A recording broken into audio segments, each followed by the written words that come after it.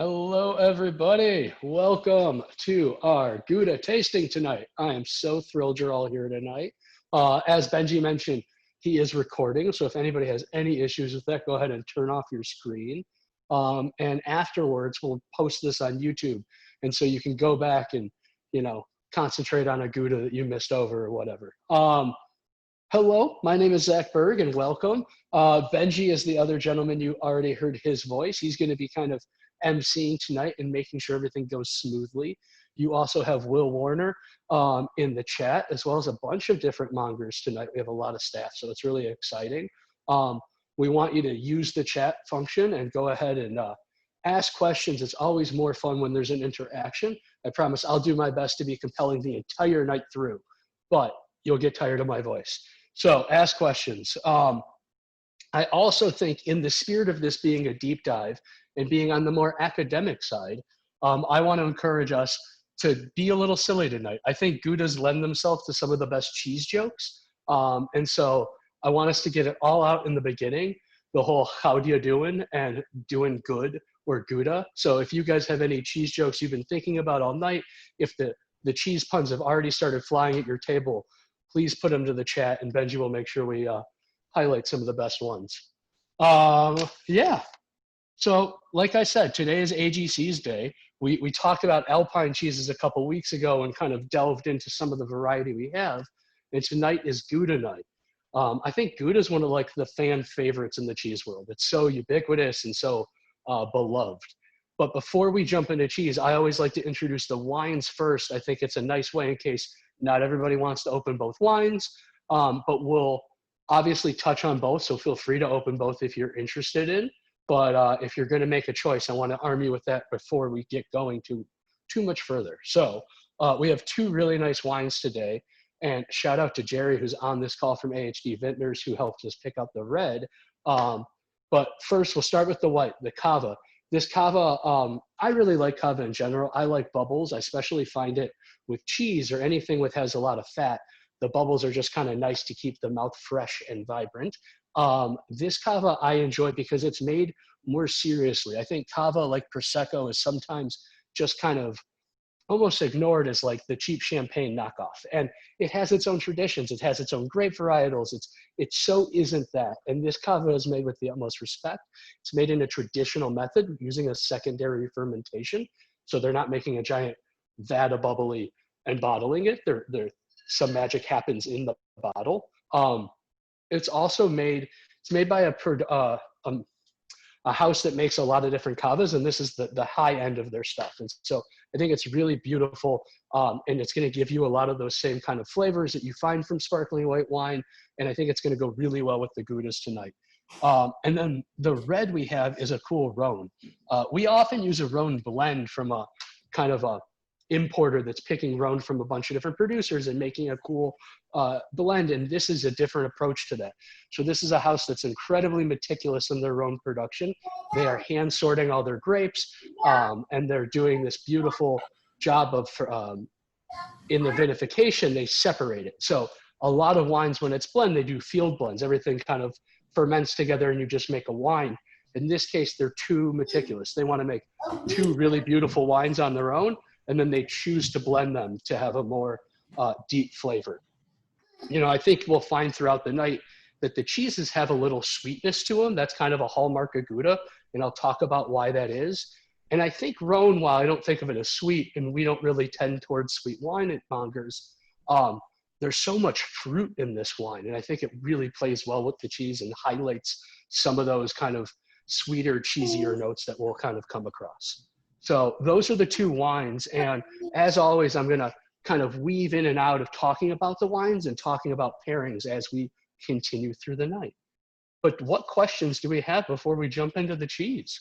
Zach, quick question. If the wine is not, if the Cava is not polished off tonight, will it go flat? Someone was wondering. Unless you have one of those fancy pressurized corks, it will go a little flat. I think that if you have either one of those corks that clasps on to the neck, that's meant for bubbles, or if you have a wine saver that you pump out the air, those are both going to work pretty well. Outside of that, I would say commit to drinking all the Cava.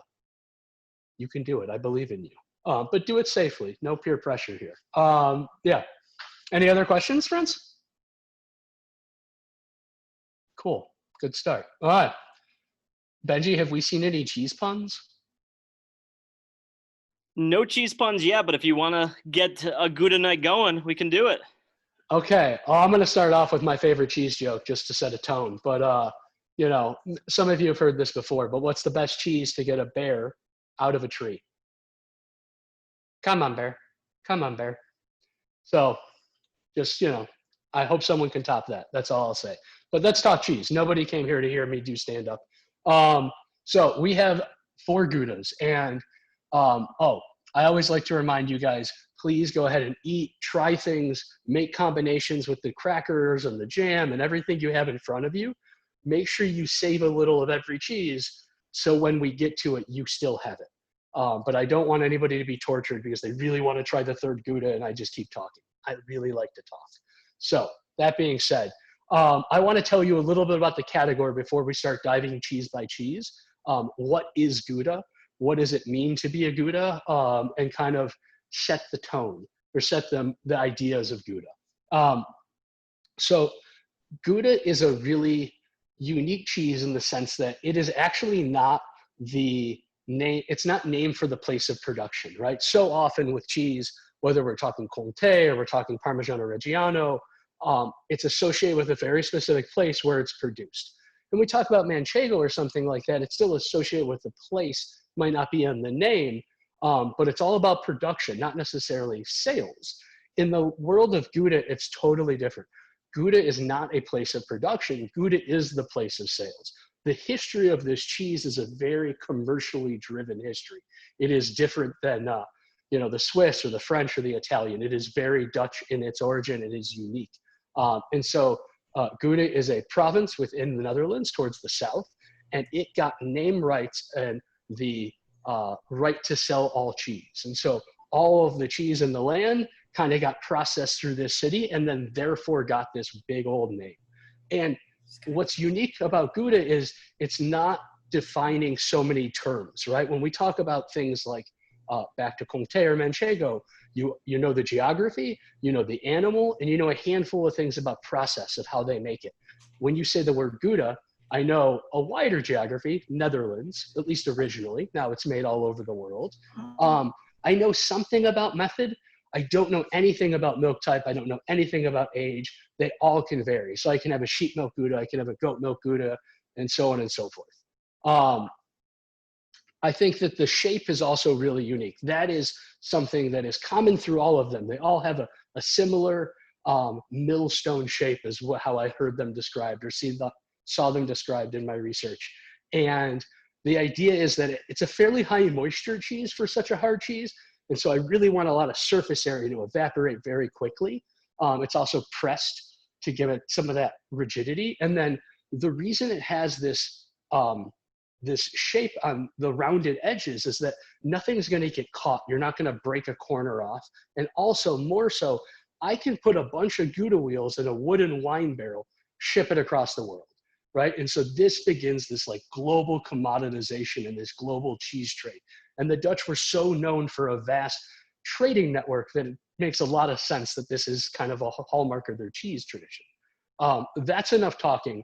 It's time to at least eat the first cheese. I apologize that I held off so long. Let's go ahead and jump into Marieke's Gouda. So this is going to be our only domestic cheese tonight. And it is really fun, and it's going to be the youngest of our cheeses. So Marieke is a Dutch woman, but her and her family came to the US, and her husband was the dairy guy. She came from a family of dairy, but she wasn't working in it when she first came. And after a couple years, you know, I don't know if she got bored or if she saw an opening in the market, but she decided there wasn't enough traditional Gouda. And so Marieke went and did a internship of sorts in the Netherlands, left her husband for a couple months, maybe it was a year, studied traditional Gouda making, came home and like hit the ground running like a rocket ship. She submitted within 6 months of opening her organization, her creamery. She submitted for ACS and won best in category. and she's continued to win awards ever since. And this is a woman who does not rest. Marieke is a mother to 5 children. They run a creamery where they make cheese, but they also are a farmstead operation. So they're raising their own animals for their milk. They're also raising milk to sell to other cheesemakers. So they have a lot more herd that they manage than just what they deal with. And before COVID, they also decided to try their hand at ecotourism. And so they have a great farm with a lot going on, and they even have a little cartoon mouse called the Way of the Mouse that they've copyrighted, and are trying to really build up this idea of stopping by the farm and seeing the animals and seeing how cheese is made and trying ice cream. And I saw somebody in the comments say it's so creamy. You just instantly get a sense of their dairy quality, right? It's so creamy. It's so delicious. It has some cheesiness to it, of course, but it really just reminds you that all of this is just milk's leap towards immortality, as I'm fond of saying, right?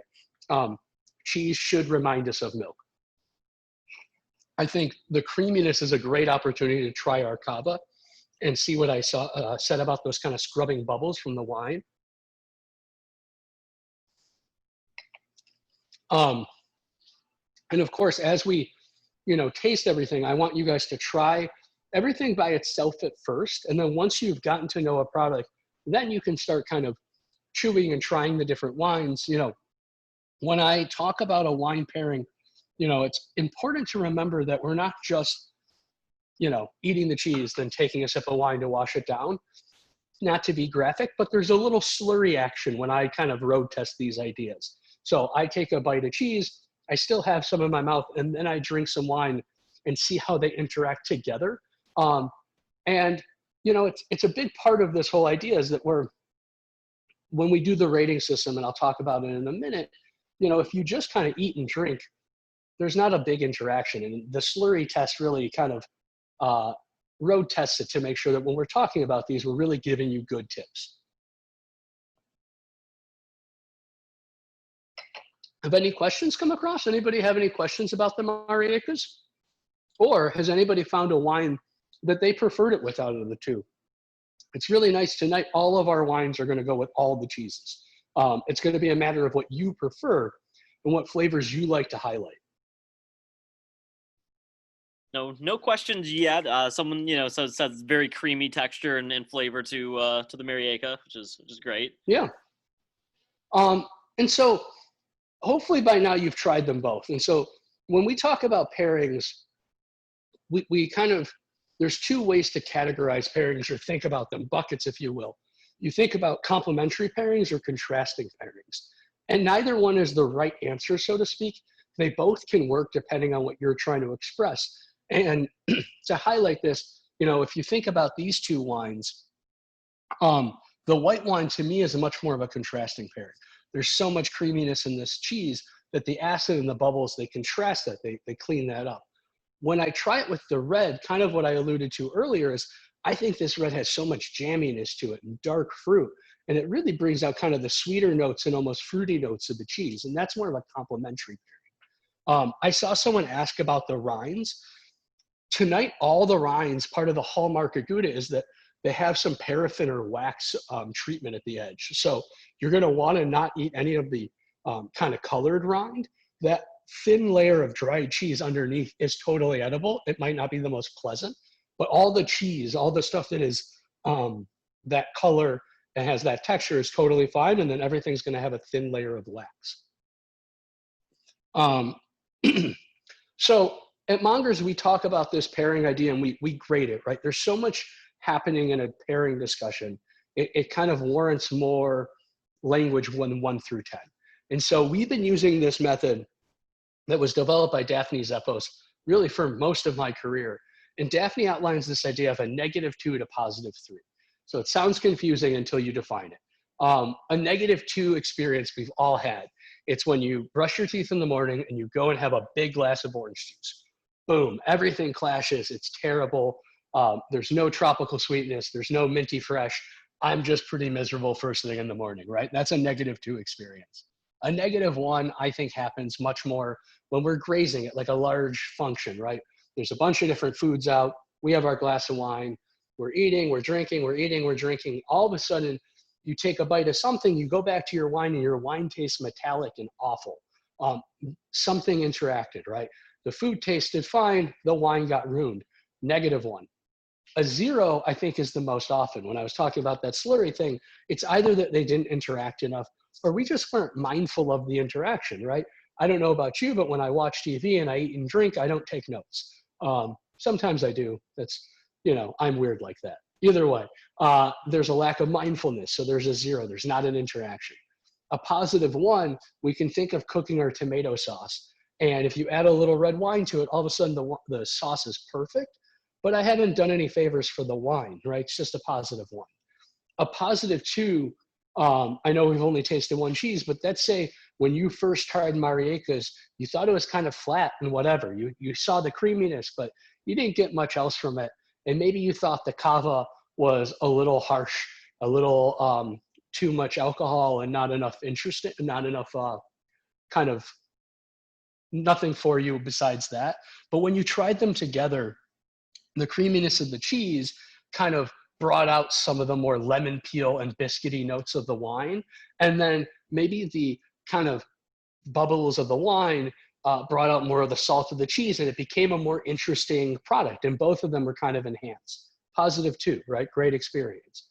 Now this +3 is what I like to think of as the peanut butter and jelly effect, right? The sum are better than the parts. You have a brand new combination, and like, this is how we should eat them. So if anybody finds a +3 tonight with the jam, with the wine, please get everybody's attention. We all want to know about it too. Think about how popular PB&Js are. And so that's how I think of all these kind of combinations. But there's a lot of different combinations to be had. So make sure you try them. Okay, it's time to go over to the Netherlands and actually try some traditional Goudas. But before we do that, it's time for a little video break, I think. What do you say, Benji? Sounds good. Let me get the screen rolling. Give me one moment. Please.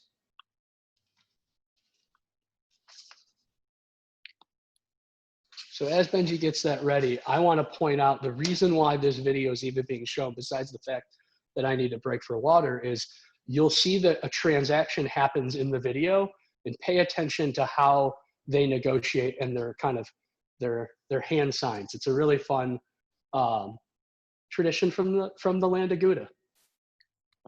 Cool. I think we're up. Can people see my video? I never actually know if that's Yes. what's showing. Great. All right, here we go.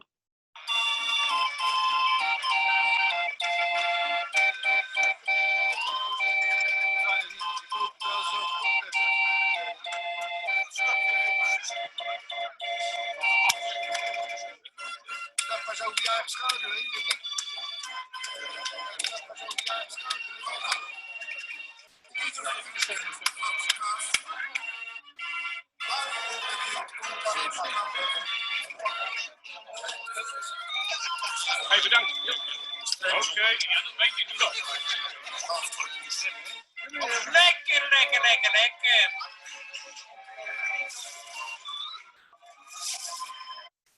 All right. Okay, so I hope you guys enjoyed that little ditty in that video. But you saw how the farmer and the Gouda buyer, they had this great little exchange where there's a game of kind of slapping and negotiating through yelling out the numbers and then slapping the hand of your negotiator. And it's a very unique thing, and it's been going on for ages. So Gouda is a cheese that exists for a very long time. Since around the late 1100s is when you start seeing it mentioned. The provenance of Gouda getting this kind of protection and this name right happens closer to the 1400s. But I wanted to try to start with the domestic cheese, and it's so young and it's so delicious. And I think there's something lost from a very young cheese then traveling across the ocean. And so with the young one, I really wanted to show off Marieke stuff. But for the rest of the tasting, we're going to be in the Netherlands. And when I talked earlier about this kind of global trade, I went to reference some of my books before this tasting. And shout out to Paul Kinstedt, where is it? For all those cheese nerds. This is probably my favorite book of all time on cheese, Cheese and Culture, A History of the World of Cheese. And he talks about by the 1400s, there's already millions of pounds of Gouda being exported. And by the time you get to the 17 or 1800s, you're talking about hundreds of millions of pounds. And so what really is unique about Gouda compared to other cheeses in the world is it's much more of a factory system, or what we would consider a factory system.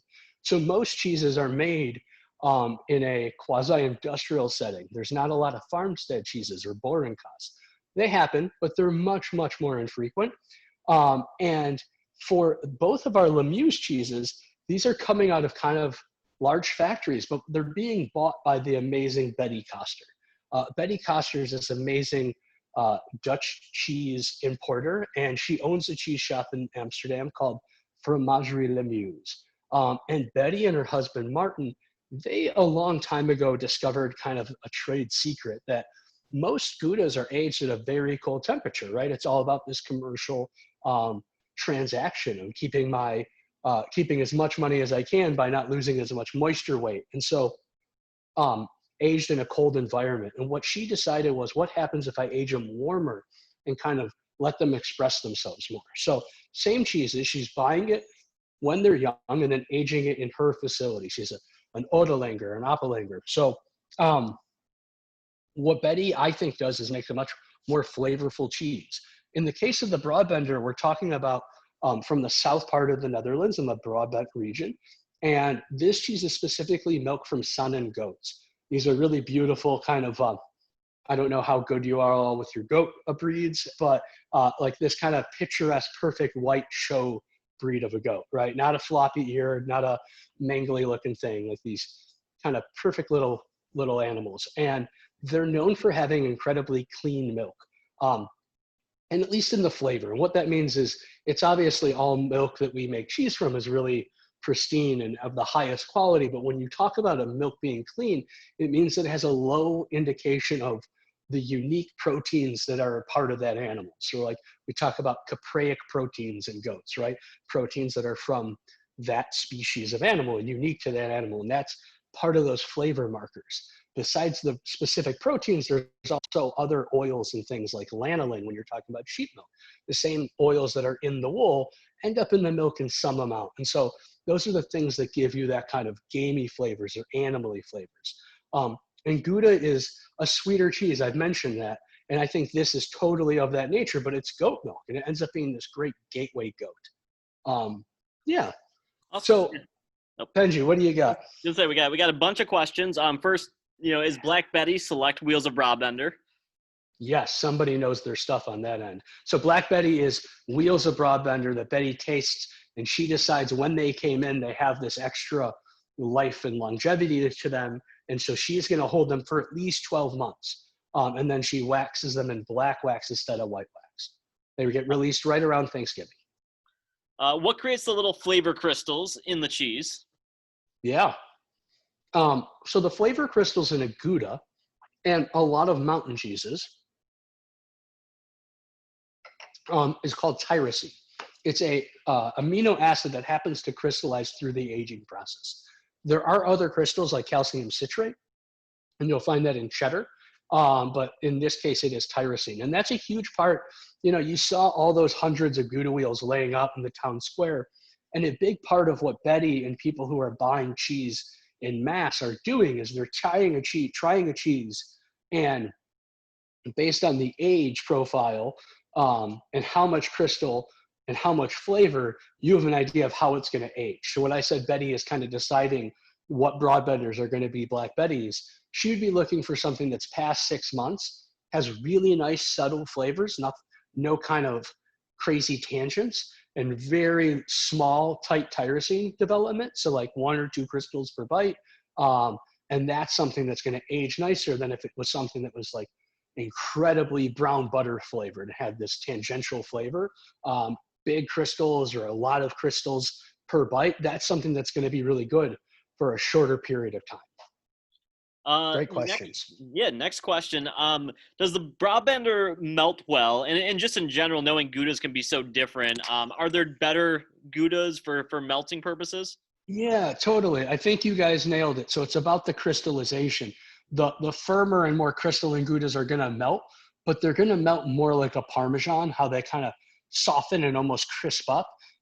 These two in the first half are going to melt really well. Mac and cheese, grilled cheese, like that kind of stringy kind of melt. Broadbender I've seen featured before on a duck confit pizza with pickled red onions, and I have been dreaming of that recipe for years. So whoever wants to make that for me, call me over. I won't. I'll stay in the backyard. I promise. So it's a really nice goat cheese for a melting cheese. Yeah. Any other questions? No, you were good. We do have a +2, toasted baguette, caramelized onion, fig compote, and Marieke for a solid +2 from Jameson. So That sounds a lot of awesome. cool options out there.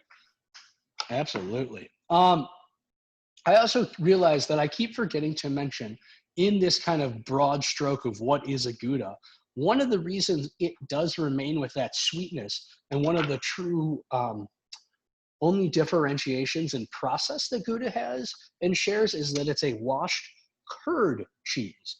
You might have heard the term washed rind cheese. That's something you as a consumer might go up to a counter and say, I want a washed rind cheese. Washed curd cheeses is a classification that like professionals use, right? It's something that you would never really know from a eating standpoint unless someone told you.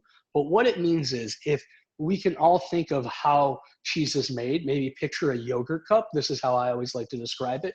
You know that little solid cup of yogurt in the center, that's our curd. All the liquid on the outside is whey.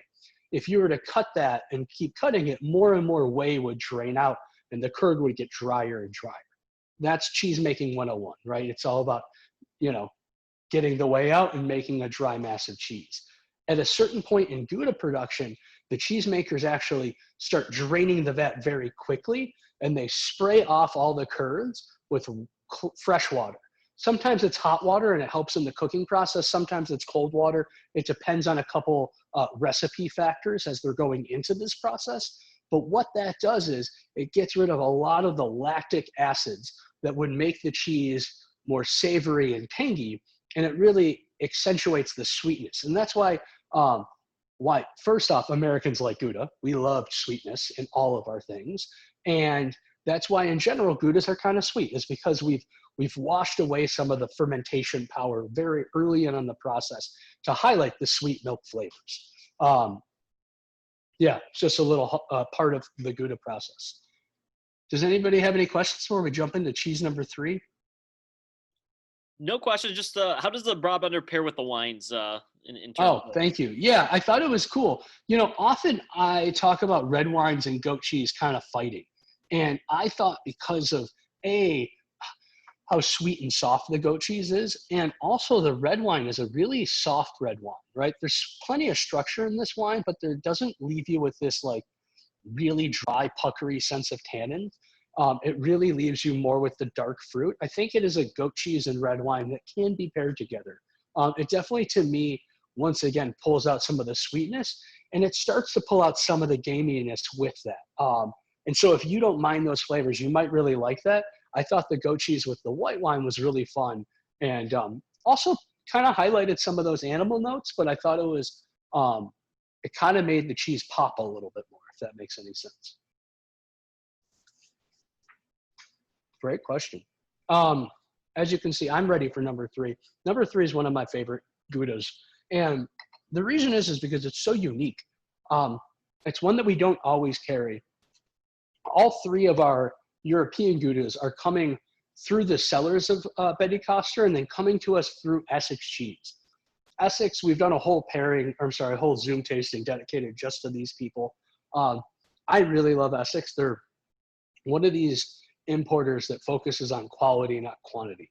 So they have like 24 products, and that's all that they import, as opposed to like some of these importers have a book with 24 pages of products. And so they're really focused on this idea of building community, building connections, and selection, right? These cheesemakers all make more cheese than they just sell to Essex, but they select specific styles for Essex or specific wheels of expression. Essex in normal times has people at the places selecting wheels fairly often. But regardless of whether or not they're there, there's always this feedback loop and this dialogue. Will and I can tell you that when we first started opening with the cheese shop and picking out what we were going to get, we had great conversations with Jules and a lot of samples sent back and forth. They sell a manchego that we sold for a short amount of time. And when we didn't love it, they sent us like 2 or 3 different profiles, seeing if it was something that they could account for based on selection. It ended up not just working for our overall categories and stuff, but it was just amazing. We all think of, with these categories, we often think of it as just one cheese, but there's obviously, as I've mentioned, hundreds of varieties of Gouda. But within one cheese, we think of it as one cheese. And, based on varieties of the day it's made or, the season it's being made and all these different things, the cheeses taste different. And so they do a really great job of kind of teasing out this, the beauty of all this nuance. Ville de Weil is this amazing cheese from a place called Zwaanburgerpolder.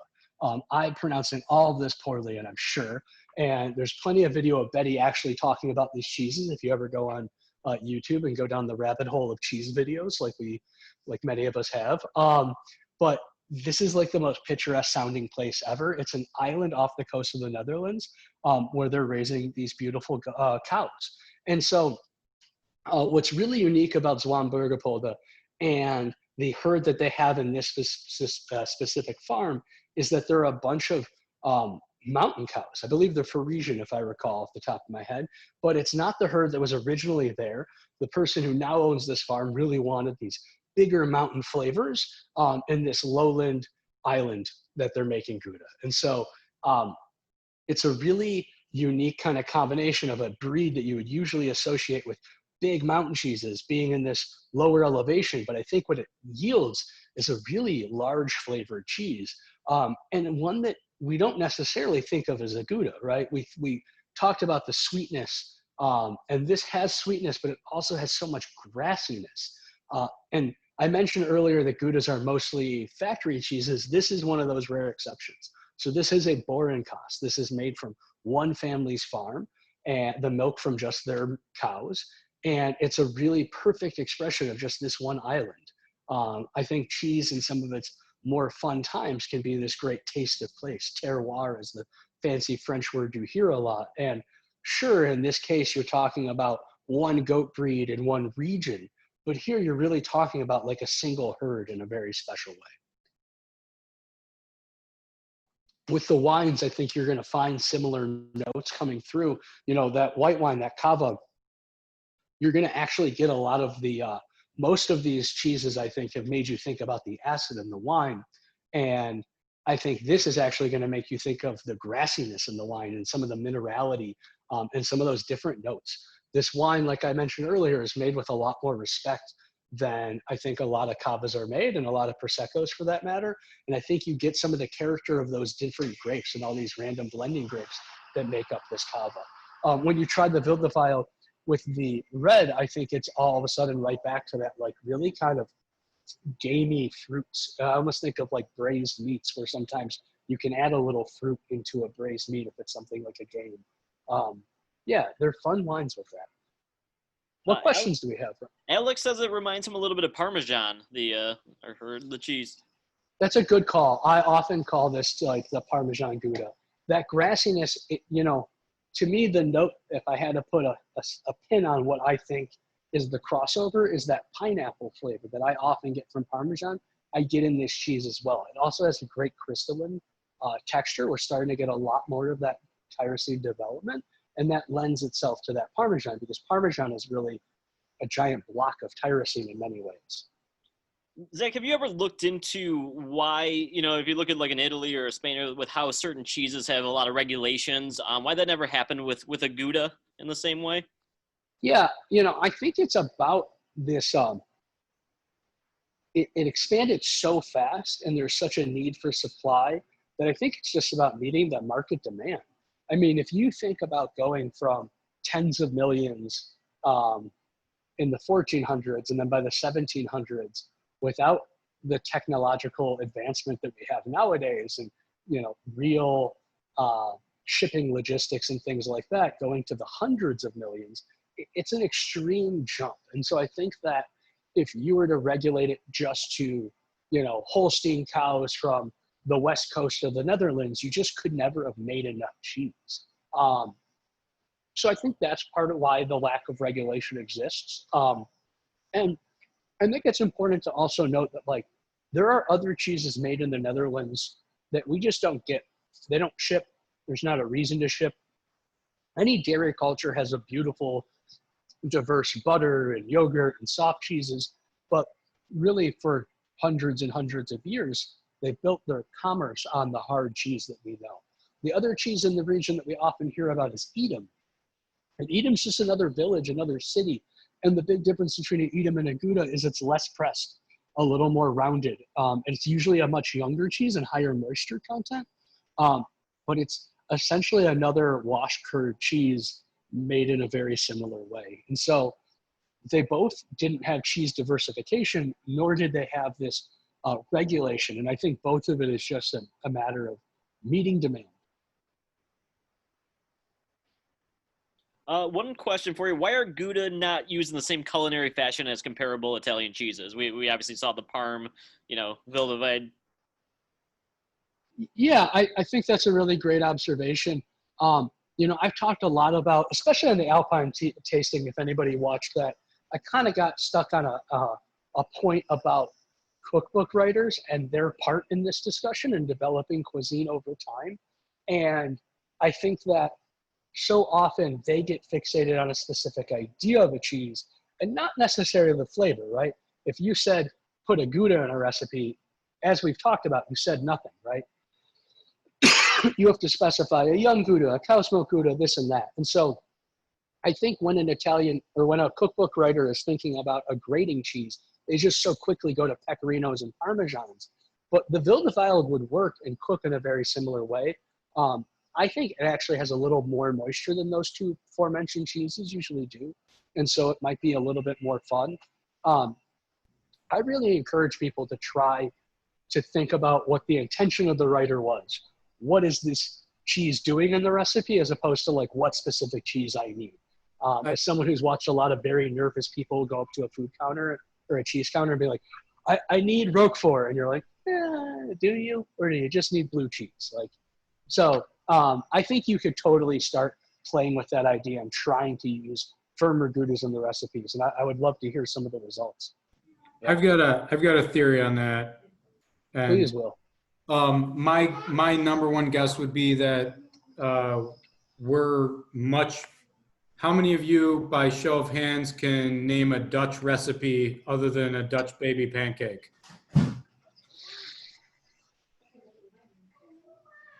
Not very many. So that would be my number one theory, is that we're much more familiar with French cuisine and Italian cuisine, and by association, the cheeses from those countries tend to get used a lot more in recipes, whereas the Goudas, even though they might be similarly applicable, are not going to be frequently referenced in recipes because we don't see a lot of Dutch recipes in general here in the United States or probably anywhere in the world. I think that's a good call. Yeah, I will mention I actually recently made a Gouda carbonara because that's all we had around the house, and it still turned out fantastic. Yeah, cheese rolls are loose and fast, and you can definitely sub a wide variety of cheese. Anytime a cheese is mentioned in a recipe, there's probably at least 15 other cheeses you could use. So that's something people always are coming into the shop and saying, I need this cheese. Do you have it? And just like Zach said, do you need gorgonzola or do you need a blue cheese? And same thing goes with many of the requests we get. And we can often say, oh, we don't have Pecorino Romano, but we've got Pecorino Toscano, and you can make a damn good carbonara with that too. Amen. Amen. Any other questions, friends? We only have one more Gouda. I feel like this has gone so fast. It's such an amazing cheese, and I love that someone already mentioned Black Betty and some of these variants we get throughout the year.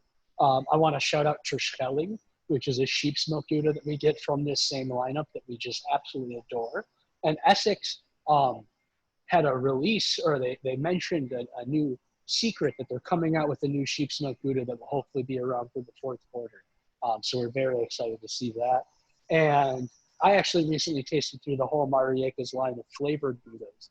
At Monger's Provisions, we tend to shy away from flavored cheeses. And it's funny because, you know, Gouda is one of these places, one of these places in these cheese traditions where flavored cheese has always been part of it, right? There are specific seasonal Gouda variations like Leiden, which is cumin seeds. It's all about Christmas season out there. And I recently tasted through all of her flavored cheeses, but she's won more awards for flavored cheeses than for plain Gouda, although both have won awards. And I think part of the reason we have always shied away from it is more of actually a cheddar tradition, where if you don't like your batch of cheese, you smoke it or you flavor it in some way, or if you don't have a best milk source, it's a way to get lesser quality out to market. And so we've always shied away from that. But in Gouda, I think the tradition really supersedes that kind of quality, maneuver. And so I think that you might see some flavored Goudas coming into our shop in the fourth quarter. But none of that potato chip Gouda or bacon Goudas. I put my foot down with those. Those are terrible. Sorry. Cheese is cheese. We should keep it all dairy. Speaking of okay. Quick question before you dive into that, because this will be a good segue. Elizabeth is curious about how the Rennet choice changes the flavor of cheese, noticing that Broadbender is vegetarian and others are more traditional Rennets. Yeah, it's a really good point. Generally speaking, when you get into conversations with cheesemakers and talk about Rennet choices, outside of talking about something like a thistle Rennet, which is really unique, you see that in Portuguese cheeses, parts of Italy, but that's about it. Rennet's considered more flavorless. It's more of a texture conversation than a flavor conversation. So thistle Rennet, outlier, very vegetal, very flavorful. But when you talk about vegetarian Rennet versus traditional veal-derived Rennet or the variations within vegetarian Rennet, more often you hear people talk about the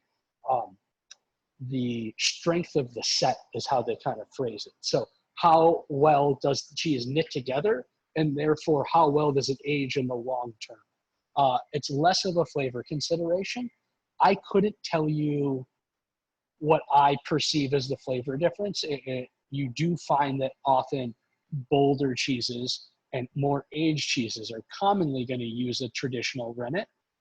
And more you see traditional or vegetarian rennets with cheeses that are kind of invented,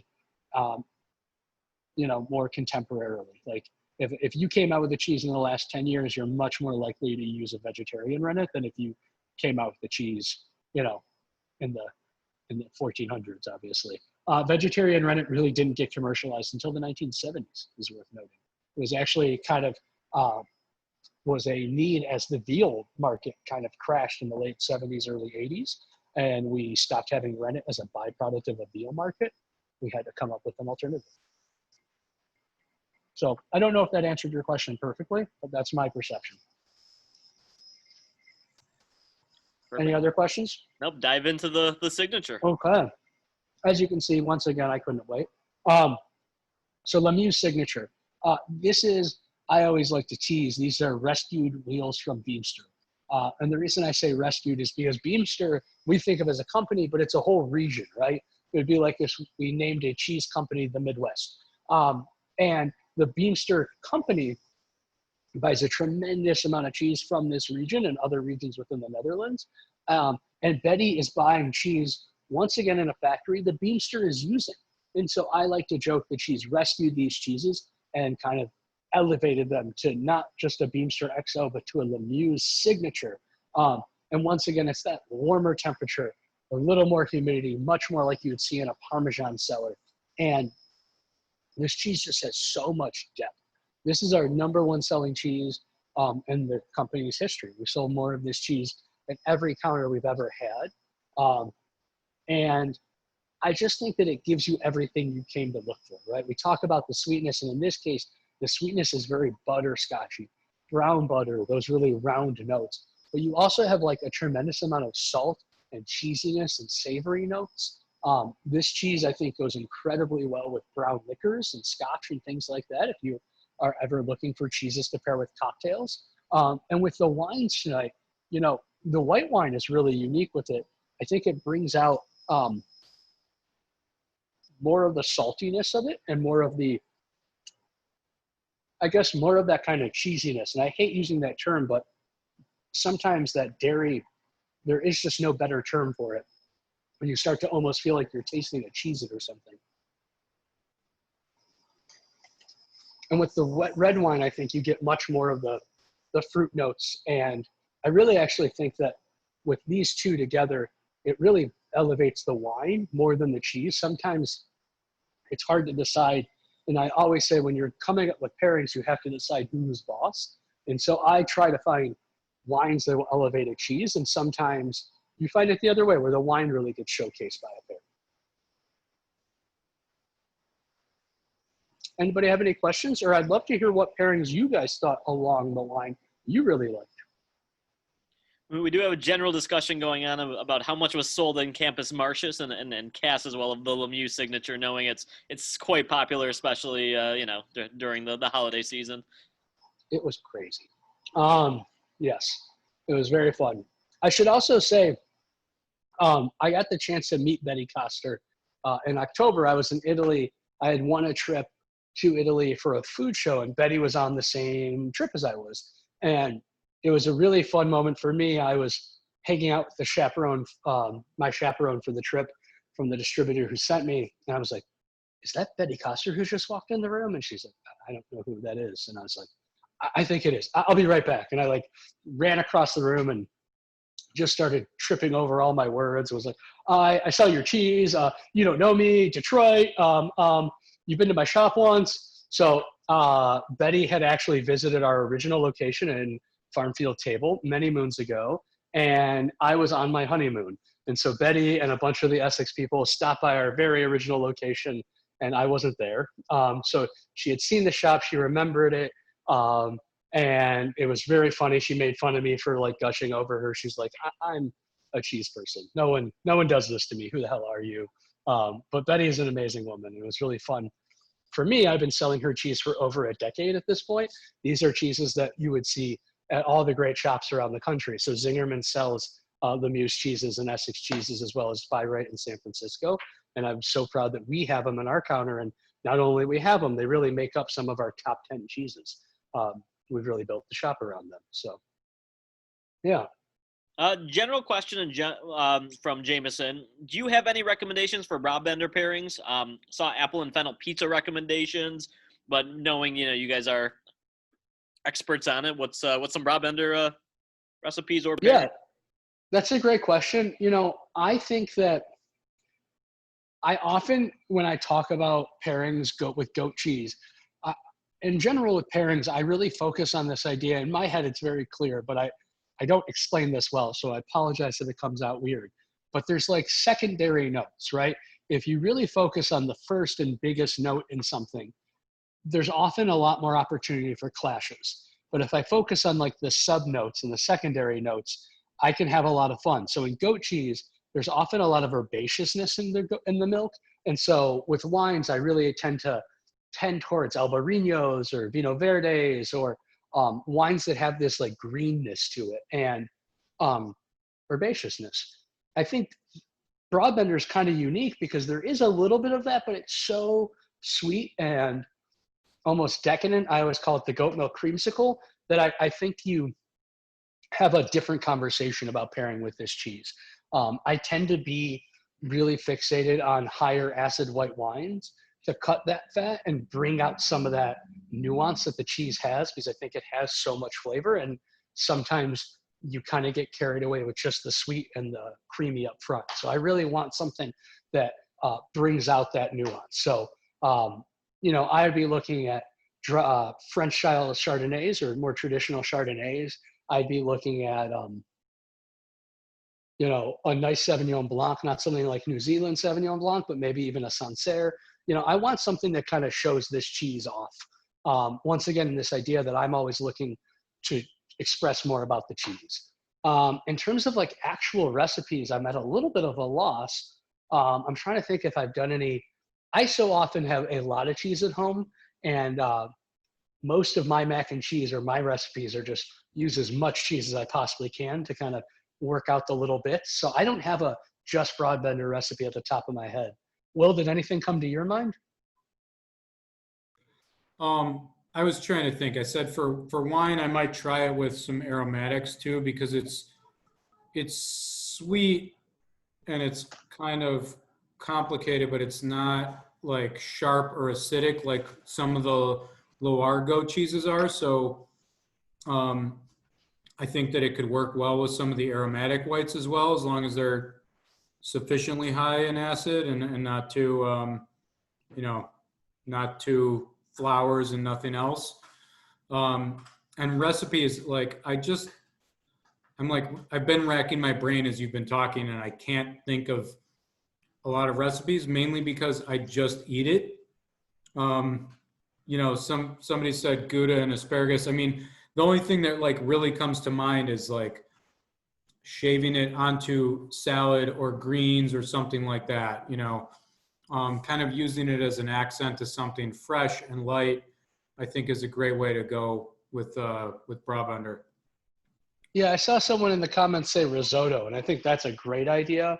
And I would, to kind of go off of what Will was saying, bring out more green and like springy flavors in that risotto. So what came into my mind was a nettle risotto. Certainly a pea risotto or asparagus tips would be really beautiful.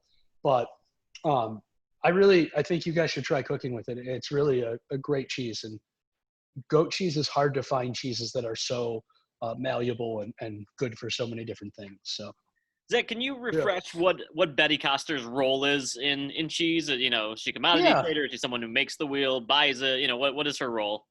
So Betty is, I'd say first and foremost, and I don't mean to like make this sound silly, but she's an ambassador. She really is a spokesperson for Dutch cheese. She buys a lot of it. And so she has a cheese shop. That's what it all started with. Her and her husband started a cheese shop. She's her third generation cheese, a dairy woman. In some capacity, her family's been in dairy forever. But her and her husband decided to own a cheese shop. And, in classic European style, you would have a cellar underneath your shop and you would age a couple cheeses for your shop to have something different than the guy next door because you aged it, right? Even if you both bought the same cheese, it's a point of differentiation. My aging cellar's better. I baby my cheese more, so on and so forth. And Betty grew very quickly in this category and then started importing her Goudas. So Betty is the owner of Fromagerie Le Muse, which is a cheese shop, but it's also a label. And so I buy Fromagerie Le Muse Goudas through Betty. So she's an importer and an exporter, and she's using Essex Cheese, which is an American importer, as the selector and kind of, person to work out all the logistics and interface with people like me. But after a decade of working with Essex so closely, I finally got to meet Betty herself. Cool. Zach, we're going to play one of your favorite games real quick, a chunk, slice, or shave. Someone wonders, what is the best use for these cheeses for a flatbread? Would you chunk, slice, or shave them? Oh, great question. I think I love my favorite game, chunk, slice, or slit. I would go with shaving for most of the cases. For the two younger ones that are really creamy, if I went ahead and did some chunks, they're going to melt and give me a little denser chew. And so even if I was to shave or grate them, I would probably pick slice. I would do something right in between, not too thick, but still has a nice chunk of cheese on it. And then for the firmer ones, I would do something more like a grate, because it's just hard to cut them. And sometimes you'll see that they kind of fracture off. And B, because I mentioned earlier with that drier texture, they don't melt the same way as these cheeses. It's more like a Parmesan where it kind of melts a little and then crisps very quickly. So I wanted to get it thin very quickly so it gets the most meltability as I can. Cool. Next question is, especially the last two, the Signature and the Wildevide, is there any beer pairings that you would recommend? Yeah, I think that these, in general, beer pairings are just easier than wine pairings. Without the tannins, without the acids, it tends to be easier work in many ways. And so I find that the beer for the Veal Divide, IPAs, things that are grassy, things that are resinous are going to really play out that note in a really cool way. And then for the Lemieux, you can go in a variety of directions. You know, you can kind of play off this cereal sweetness with something that's really malt driven, like a really nice Kolsch or a Pilsner. Or you can go much darker from like Doppelbock all the way to a porter or a stout. This cheese, because it's so salty and so big, it holds up to almost anything. That's why I mentioned whiskey earlier. It's rare that you find a cheese that can hold up to something like a stout, a whiskey, a big red wine, and this does it all. So, any other questions, friends? I think that's it for now. I just want to make sure. Did we get any cheese puns? We did have a little spurt of some cheese puns. So okay, good. Yeah. Okay, I hope you're all enjoying yourselves out there. Yeah. You make me worried sometimes. I apologize if I didn't do a good job of reading them to you. You made it up there, though. Thank you. All right, friends, are we ready to move to chocolates? I'm going to take that as a yes. So, boom. Chocolate tonight is going to be Hawaii. So, we've been talking about this giant trade route. We're going to take a boat to another part of the world, over to the Hawaii. But, Mongers and our focus on chocolate, I think, is a unique focus. I know we have a couple new people on this, so I really want to take a moment to talk about how we even think about chocolate. What's unique about it is we like to think about chocolate like we think about every other product, right? What's the whole story? What's the terroir? Who did all the hard work? And how can we celebrate that? Mongers, we're always looking to connect you with far off places, distant lands, different cultures, traditions, and obviously the person across your table, right? There's no better way to connect with people than to break bread with them. But we also want you to connect with the people who made your food. They work so hard, and in many cases, we just don't think about them enough. And we found this to be true of chocolate in an alarming level. So chocolate's made between 25 degrees north or south of the equator. It's a really unique and narrow band. 20 degrees north or south. 25 degrees north or south is coffee. So they ride the same belt, which is why you see a lot of the same origins and a lot of the similar flavors. For us, that's really exciting because we spend so much time talking about European countries or North American areas. And we just like to talk about the whole world. And so having that band opens up the places that Will and I can introduce you to. We also, when I talk about chocolate, I think really missing the opportunity here, or missing the boat, no pun intended. It's because of how chocolate was marketed for so much of modern history has been about the manufacturer, not the grower. And so it plays really, unfortunately, into this Dutch theme, because as we all know, there's a lot of transatlantic slavery and, sugar and molasses and all these different trade routes. Yes, it brought us great Gouda and brought cheddar to the new world and cheddar to the old world and this global cheese world we've all benefited from. But it also had some really terrible examples of colonialism, imperialism, and the loss of, humanity. And so chocolate somewhere along the line got very swept up into this, where we always talk about these beautiful German chocolates and Belgian chocolates and Swiss chocolates. And what's true about all of those names is that they all make great chocolate, but none of them grow it. And so we just kind of stopped talking about the growers. And Will and I and the whole Mongers team, we try to very much stop that. We want to tell you about where these beans came from. And so we focus on chocolate makers, or bean to bar chocolate, craft chocolate. These are all names that kind of talk about this. There's a lot of really great chocolate that is made by chocolatiers. So it's names that we're familiar with. And I don't want to disrespect chocolatiers. It's an incredible art, and one that I can say personally I was terrible at. So if you think about like a Bon Bon Bon or Gale's Chocolates or anything like a Rocky Mountain Chocolate Company, these folks are buying bars, big bars or wafers, they're melting it and then repurposing it. Like I said, it's an art form to itself, and one that I was very bad at. And we tip our hat to that and respect that, but we just like to focus on these people who are buying beans and making it into bars. In most cases, the vendors or the producers that we're dealing with are doing direct trade, or they're in the country of origin. So what that means is You know, people hear things like fair trade a lot, and fair trade's a pretty cool organization. And I think that it's a good jumping off point, but it's important to remember that fair trade's an organization. So they need to get paid too. You know, people work for the fair trade organization and they pull a salary for that job.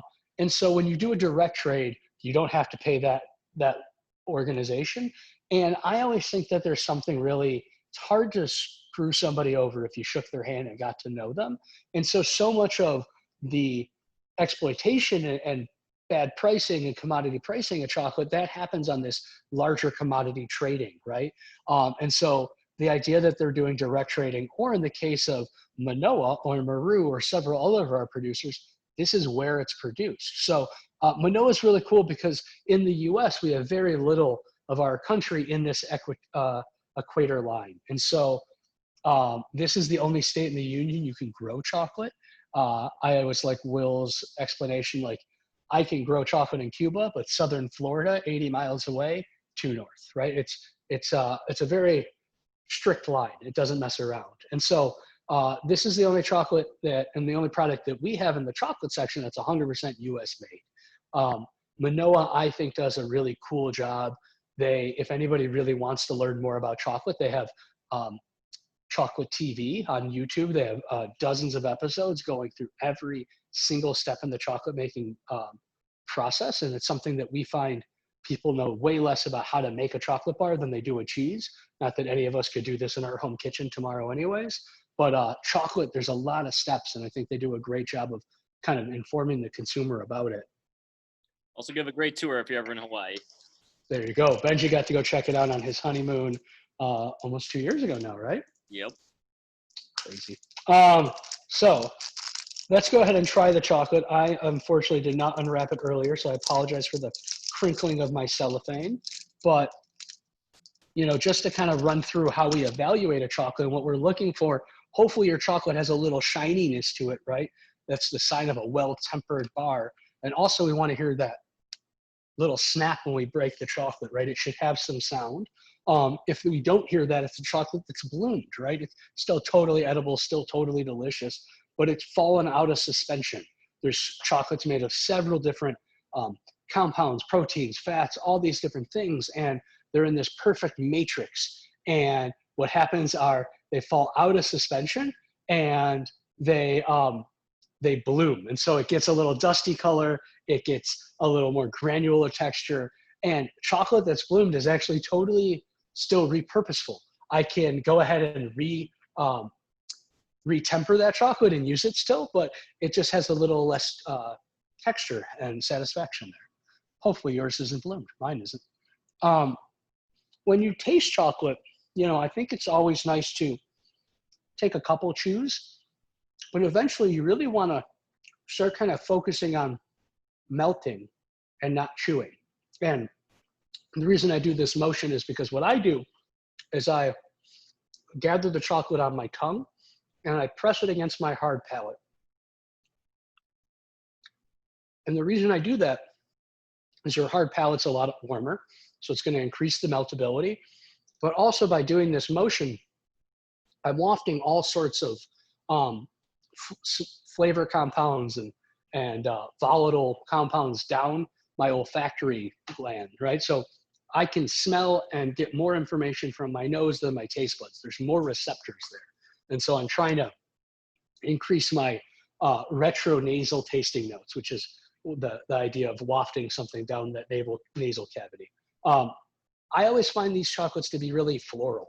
I think it's a term you might not think of in chocolate, but chocolate from Hawaii, a lot of island chocolate to me always has a really blossomy, floral, beautiful kind of nature to it. And I think Manoa's 70% bar is no different than that. What do you guys think? Do you guys taste anything that jumps out to you in the chocolate world?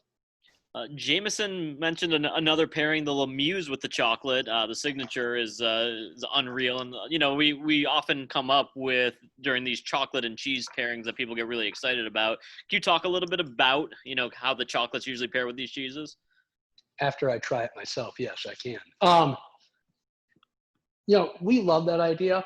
Full disclosure, when we first started doing this, we started a cheese pop-up hey, Gale's Chocolates. And so everybody came in and they're like, what's the pairing? And Will and I looked at each other and we're like, I don't know. We hadn't really thought about it at first, but you know, these two fermented dairies going together, or fermented products going together, they go beautifully, and they don't always have dairy in common, right? I have a dark chocolate, but I think for the same reasons that milk chocolate's delicious, cheese and chocolate's delicious. They add similar compounds. They add fat, they add lusciousness, they add a little saltiness. The same reason you might like a little salt on your chocolate chip cookie is the same reason you might like some of these cheeses. I agree with Jameson that the saltiness of that cheese really brings out some of the lusciousness of the chocolate and some of those floral notes I mentioned. I also would encourage you to try it with our really milky cheese, right? A dark chocolate with a really like a triple cream cheese, or our Marieke's young cheese is going to give you this like uber milk chocolate experience where it's not just milk powder and chocolate, it's actually cheese and chocolate. We have a chocolate that we feature, actually, you can see it right now from where I'm standing, where actually it has kefir in it. So it has this fermented dairy in the bar coming from Naive, and it is awesome. It really kind of takes this idea of a cheese and chocolate pairing and puts it in one bar. In terms of an approach to give you a little bit of a guideline, with chocolate and cheese, you really want to focus on volume of flavor or experience. Like maybe, let me back up a little bit. So when I say volume of flavor, it's intensity, right? If I have a really mild cheese like a mozzarella and a 85% dark chocolate, it's not really a pairing, right? I'm just gonna be chewing mozzarella and not tasting it while I eat the chocolate. That's kind of taken all the attention away. So I want something that can share the stage, something that matches its volume. So if I was eating an 85% chocolate, I might want to make sure I have my Lemieux signature or a Parmesan, something big. If I have a milk chocolate, I can back up a little bit and try something milder. So it's really about matching intensity. But some of our favorite pairings that I want to kind of mention are, especially with Vietnamese chocolate, blue cheese. But really any dark chocolate and a big blue cheese can be super cool. Triple creams and milk chocolate are just like the uber dairy experience. And then Madagascar chocolate is often kind of known for being super bright and acidic and kind of raspberry notes. So I like pairing it with chocolates that have, I like pairing it with cheeses that have things that go well with those flavors. So I always think of Red Dragon. It sounds weird, but the mustard of Red Dragon and a bright raspberry chocolate gives me this like mostarda type of flavors. Mostarda being this Italian fruit preservation method of combining fruit and mustard seeds, and gives you a sweet and savory thing that's really unique. What other questions? No questions right now, but that gives us a great opportunity to talk about the third part of this series. So if you want to mention cheddar coming up next. Yeah, I am super excited for the cheddar tasting. So we did Alpine, we talked about mountain cheeses. Today we did Gouda, and the next one of our AGCs is cheddar. And we're in for a treat. Cheddar is going to be kind of divided into two ideas, or several different ideas, but two focuses, Vermont versus Wisconsin. And we have some really great cheeses from both regions, but we have a really special guest, Tom from Shelburne Farms. And Tom has won, for anybody who's heard me talk on one of these before, I often talk about the DZTA award, this scholarship that is given to cheesemongers or cheese professionals to go learn about cheese in Europe and bring back information to the American Cheese Society Conference. And so Tom won this a couple years back. And his whole deep dive was about the starter cultures and the little nuances that make cheddars different. And so there is very few people who could do a better job talking about the nuanced difference between the cheddars we'll be tasting and what attributes to that than Tom. It's going to be really awesome. He's going to be joining us, and then we're going to be tasting 2 Shelburne Farms cheeses, and then 2 Wisconsin classics. And then we have a fun series of conserva tastings coming up not too far after that. We're going to taste conserva number 1 is going to be all canned fishes, sardines, anchovies, tunas. And then on the second one, we'll delve into the various shellfish of, shellfish and cephalopods. So squids and mussels and things of this nature. We've really been going nuts on conservas. I'm super into them. Will and I, every time we go to a food show, we tend to eat a lot of them. And this last time we were at the food show, decided to, bring that experience back to you guys. And so now we have something like 31 different conservas, and it's going to be an opportunity for us to, kind of showcase that section to people. Perfect. There's a heavy debate going on between Vermont versus Wisconsin cheddars in the chat. Obviously, you got to hold your opinion to the cheddar tasting, but getting ugly out there. Just be respectful, please. Dave, Dave, I agree with you generally on the cheese analogy that Vermont is better than Wisconsin, but as a graduate of Oakland Community College, I really take umbrage at that statement. I will. We'll definitely go deep into the debate of which area makes better cheddar, and one of America's most beloved cheese. So that'll be fun. Do we have any other tastings that are already decided yet, gentlemen?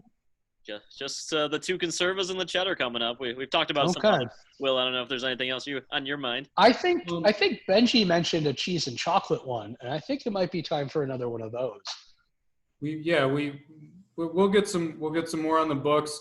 I would love to take a vote. We've done this a couple times with some of our private tastings that we've done lately. We've done quite a few private cheese tastings for organizations and companies, and who's got a favorite out of the 4 cheeses we tasted. So love to see like a show of hands or comments. I mean, show of hands is easiest if everybody can do it and people want to take themselves off of being an anonymous name on Zoom. So can we get votes for Marieke? Number 1? Dave Clifford, number 1 for Marieke. All right, so you're an OCC man yourself. Looks like Mary raised her hand too, so we got a couple people out there, and Sandy. Andy, there. Yeah. All right, so we got what, 3 votes? Yeah, looks like 3 plus a few people have multiples in the party. So yeah, we got some hands up there. All right. How about the Broadbender? Yes, raise your hand and take the thing off. We got 1, 2. You like that one? Is that your favorite? Easy. I got a couple in the chat. So it looks like 3 or 4 already as well. 2, 3, 4. All right, Vildevida. Got Zach raising his hand pretty high. Gary, Elizabeth. With the Kozaks. 1, 2, 3, 4, 5. Yeah. All right. Vildevida and Kirchner's might be typing something. 4. Nice. And how about Lemieux's?